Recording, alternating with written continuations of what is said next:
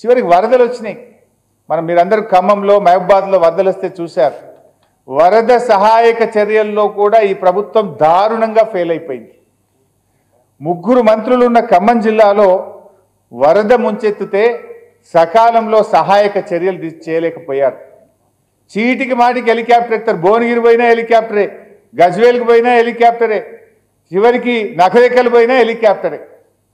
అంటే ఈ ప్రభుత్వంలో ఉన్న పెద్దలు చీటికి మాటికి హెలికాప్టర్ వాడింది, కానీ వరదలు వస్తే కనీసం వరద బాధితుల్ని కాపాడడానికి హెలికాప్టర్ కూడా పంపలేనటువంటి చేతగాని ప్రభుత్వం ఈ కాంగ్రెస్ ప్రభుత్వం. చివరికి 3 మంత్రులు ఉన్న ఖమ్మం జిల్లాలో పరిస్థితి ఏంటంటే, ఒక బాధ్యత మరచినటువంటి ఒక మంత్రి సిగ్గు లేకుండా భగవంతుని మీదనే భారం అన్నాడు. భగవంతుడే వాళ్ళని కాపాడాలని చేతులెత్తిండు మంత్రి. అంటే వరదల్లో చిక్కుకున్న 8 మందిని ప్రభుత్వం కాపాడకపోతే స్థానికులు జేసీబీ సహాయంతో ఆ 8 మంది ప్రజలు తమకు తామే కాపాడుకున్న పరిస్థితి. కొంతమంది ఏమో హెలికాప్టర్ రాక ప్రజల్ని కాపాడుకోలేక 7 మొన్నటి వరదల్లో ప్రాణాలు విడిచినారు.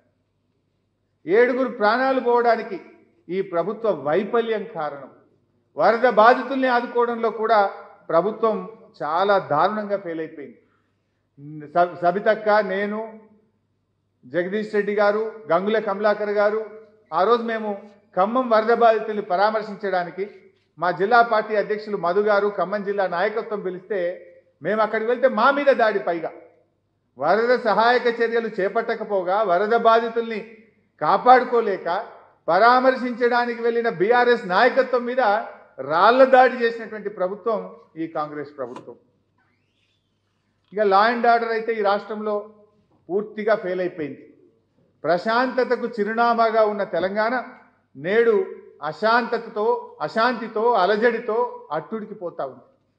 10 ఏళ్ల కేసీఆర్ గారి హయాంలో ఎక్కడా మత కలహాలు లేవు. రేవంత్ ఏడాది పాలనలో 9 చోట్ల మత కలహాలు జరిగాయి. 9 చోట్ల మత కలహాలు జరిగాయి. రాష్ట్రంలో ఎన్నడూ లేని విధంగా రాజకీయ కక్ష సాధింపు చర్యలు జరుగుతూ ఉన్నాయి. క్రైమ్ రేట్ విపరీతంగా పెరిగిపోయింది. హత్యలు పెరిగాయి. అత్యాచారాలు నిత్యకృత్యం అయిపోయినాయి. చివరికి ముఖ్యమంత్రి గారి స్వంత గ్రామం, ఇందాక మనం వీడియోలో చూసాం, కొండారెడ్డిపల్లి మాజీ సర్పంచ్ సాయిరెడ్డి గారు రేవంత్ రెడ్డి బ్రదర్స్ వల్ల నేను చనిపోతా ఉన్నా, వాళ్ళ వేధింపులు తట్టుకోలేక నేను చనిపోతున్నానని సూసైడ్ నోట్ రాసి మాజీ సర్పంచ్ సాయిరెడ్డి గారు చనిపోతే ఈ రోజు వరకు చర్యలు లేవు, విచారణ లేదు. అంటే చట్టం కాంగ్రెస్ పార్టీకి చుట్టం అయిపోయింది. ఈ చట్టం గాంధీ భవన్లో ఆధారంగా ఈ రాష్ట్రంలో ఈరోజు చట్టం అమలవుతా ఉంది. ఎవరి మీద కేసులు పెట్టాలనో, ఏ సెక్షన్లు పెట్టాలనో, ఎఫ్ఐఆర్ ఎప్పుడు ఇవ్వాలనో గాంధీ భవన్లో ఇచ్చే సూచనల మీద ఈరోజు రాష్ట్రంలో చట్టం పనిచేస్తున్నటువంటి పరిస్థితి. అంటే పరిపాలన మీద పట్టులేక, శాంతి భద్రతలు సరిగ్గా నిర్వహించలేక, హోంమంత్రిగా కూడా ముఖ్యమంత్రి స్వయంగా ఉండి ఈరోజు శాంతి భద్రతల్ని కాపాడడంలో పూర్తిగా ఈ ప్రభుత్వం ఫెయిల్ అయిపోయింది. శాంతి భద్రతల వైఫల్యం వల్ల కూడా ఈరోజు రాష్ట్రంలో పెట్టుబడులు పెట్టడానికి అనేక మంది ముందుకు రాక వెనక్కి వెళ్ళిపోతున్నటువంటి పరిస్థితి ఉంది. ఇకపోతే 6 గ్యారంటీల విషయంలో మనందరికీ తెలుసు. 10 ఏళ్ల కేసీఆర్ గారి పాలన చూశాం. ఎన్నికల ముందు హామీ ఇచ్చిన కేసీఆర్ గారు అనేక పథకాలు అమలు చేశారు. హామీ ఇవ్వకుండా అనేక పథకాలు అమలు చేశారు. ఎన్నికల్లో చెప్పని రైతు బంధును తెచ్చింది కేసీఆర్. ఎన్నికల్లో చెప్పకపోయినా కేసీఆర్ కిట్టును తెచ్చారు. కళ్యాణ లక్ష్మి పథకాన్ని తెచ్చారు. రైతు బీమాను తెచ్చారు. ఇలా ఎన్నో పథకాలను ప్రజలకు ఓట్ల సందర్భంగా వాగ్దానం చేయకపోయినా ప్రజల అవసరాలను గుర్తించి చేసిన నాయకుడు కేసీఆర్ అయితే, ఎన్నికల సందర్భంగా ఆపద మొక్కులు మొక్కి బాండ్ పేపర్ల మీద రాసిచ్చి 100 రోజుల్లో అమలు చేస్తామని ప్రజల్ని మోసం చేసిన సర్కార్ రేవంత్ రెడ్డి సర్కార్. ఎన్నికల్లో హామీ ఇవ్వకపోయినా చేసిన నాయకుడు కేసీఆర్ అయితే, బాండ్ పేపర్ల మీద రాసిచ్చి మోసం చేసిన నాయకుడు రేవంత్ రెడ్డి. ఇగో ఇది నక్కకు నాగలోకానికి ఉన్నంత తేడా.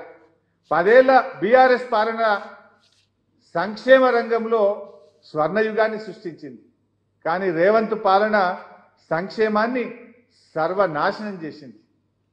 ఇవాళ రైతు బంధు బంద్ అయిపోయింది, కేసీఆర్ కిట్ బంద్ అయిపోయింది, బతుకమ్మ చీరలు బంద్ అయిపోయినాయి. అంటే సంక్షేమం అనేది సన్నగిల్లుతున్నటువంటి పరిస్థితి. 6 గ్యారెంటీల్లో మొదటి హామీ మహాలక్ష్మి. ఏం చెప్పిండ్రు? మా ప్రభుత్వం వచ్చిన 100 రోజుల్లోనే ఈ రాష్ట్రంలో ఉన్న 1,62,00,000 మంది అక్కా చెల్లెళ్లకు నెల 2,500 రూపాయలు ఇస్తామని ఆ రోజు అక్క చెల్లెలను కాలేళ్లు పట్టుకొని నమ్మించి ఓట్లేసుకున్నారు. మరి 100 రోజులు కాదు కదా, నీ పాలనకు 365 రోజులైనా మహాలక్ష్మి అమలు కాలేదు. కనీసం ఎప్పటి నుంచి ఇస్తారో కూడా చెప్పలేనటువంటి పరిస్థితి. ఇక ఇందిరమ్మ పథకం కింద సంవత్సరానికి 4,50,000 ఇల్లు కట్టామన్నారు. మరి సంవత్సరం గడిచింది, ఈ రాష్ట్రంలో ఒక్క ఇల్లన్న కట్టారా అని నేను అడుగుతున్నా.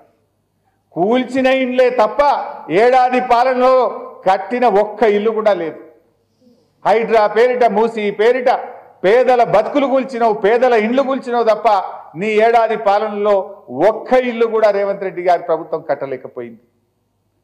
ఇక విద్యా భరోసా కార్డు అన్నారు. విద్యా భరోసా కార్డుకు కూడా రైతు భరోసాకు పట్టిన గతే పట్టింది. విద్యా భరోసా కింద ప్రతి విద్యార్థికి 5 లక్షల రూపాయలు ఇస్తామన్నారు. 5 లక్షలు కాదు కదా, 5 పైసలు కూడా ఇవ్వని ప్రభుత్వం రేవంత్ రెడ్డి ప్రభుత్వం. విద్యా భరోసా పోయింది, కానీ వస్తున్న ఫీజు రియంబర్స్మెంట్ను కూడా ఆగం చేసిండు. కరోనా లాంటి కష్టకాలంలో కూడా ప్రతి సంవత్సరం కేసీఆర్ గారు 2,500 కోట్ల రూపాయల ఫీజు రియంబర్స్మెంట్ ఇస్తే రేవంత్ రెడ్డి గారి ఏడాది పాలనలో ఒక్క నయా పైసా కూడా ఫీజు రియంబర్స్మెంట్కు ఇవ్వకుండా ఇవాళ విద్యార్థుల ఉసురు పోసుకుంటున్నాడు రేవంత్ రెడ్డి గారు. ఇకపోతే కేసీఆర్ కంటే మిన్నగా నేను పింఛన్లు ఇస్తా, ఇందిరమ్మ రాజ్యం వస్తుంది, డిసెంబర్లో 4,000 పింఛన్ ఇస్తా అన్నాడు. మరి ఏమైపోయింది 4,000? ఏమైపోయింది ఆసరా పెన్షన్? 4,000 పింఛన్ అయితే రాలేదు, కానీ కేసీఆర్ గారు ఇస్తున్న ఆ 2,000 పింఛన్ కూడా 2 నెలలు కోత పెట్టిండు రేవంత్ రెడ్డి. ఏడాది పాలనలో 12 పెన్షన్లు రావాల్సిన చోట 10 పెన్షన్లు మాత్రమే అవ్వాతాతలకు వచ్చినాయి. 2 పెన్షన్లు కోత పెట్టి 2,000 కోట్ల రూపాయలు అవ్వాతాతలకు ఎగ్గొట్టిండు రేవంత్ రెడ్డి. అంటే ముసలోళ్లను కూడా ముంచుతున్న ముదనష్టపు సర్కార్ ఈ కాంగ్రెస్ సర్కార్. దివ్యాంగులను కూడా ఢోకా చేస్తున్న దిక్కుమాలిన సర్కార్ ఈ కాంగ్రెస్ సర్కార్. ఇక కాంగ్రెస్ పార్టీ అమలు చేసింది ఒకటే ఒక పథకం, బస్సుల్లో, ఆర్టీసీ బస్సుల్లో ఉచిత ప్రయాణం. అయితే బస్సుల సంఖ్యను తగ్గించడంతో మహిళలు, పిల్లలు, పురుషులు కూడా పడరాని పాటలు పడుతున్నారు. బస్సులో కాలు పెట్టడానికి జాగలేదు. పథకం తెచ్చారు, బాగుంది. బస్సుల సంఖ్య పెంచుతారా, దించుతారా? సంఖ్య పెంచలేదు కదా, బస్సుల సంఖ్యను దించిండ్రు. ఆర్టీసీ బస్సు, ఆర్డినరీ బస్సులను సూపర్ లగ్జరీ డిలక్స్ బస్సులుగా అప్గ్రేడ్ చేసి ఉచిత ప్రయాణానికి ఎగ్గొట్టే ప్రయత్నం చేస్తున్నారు. ఇక ఇప్పుడు ఏమైపోయింది?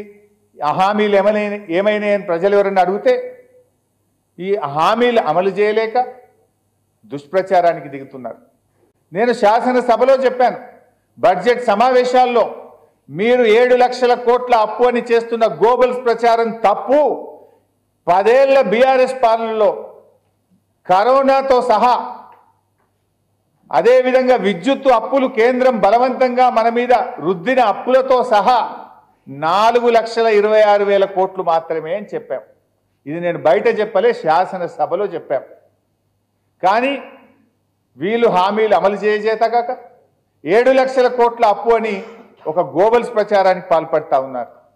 10 ఏళ్లలో బీఆర్ఎస్ ప్రభుత్వం కరోనా లాంటి క్లిష్టమైన సమయంతో సహా 4,26,000 కోట్ల అప్పు చేస్తే రేవంత్ రెడ్డి గారు ఒక్క ఏడాదిలోనే 1,00,000 కోట్లు దాటింది. ఈయన చేసిన అప్పు 1,00,000 కోట్లు దాటింది. అంటే నువ్వు 5 ఏళ్లలో 5 లక్షల కోట్ల అప్పు దాటుతుంది నీది.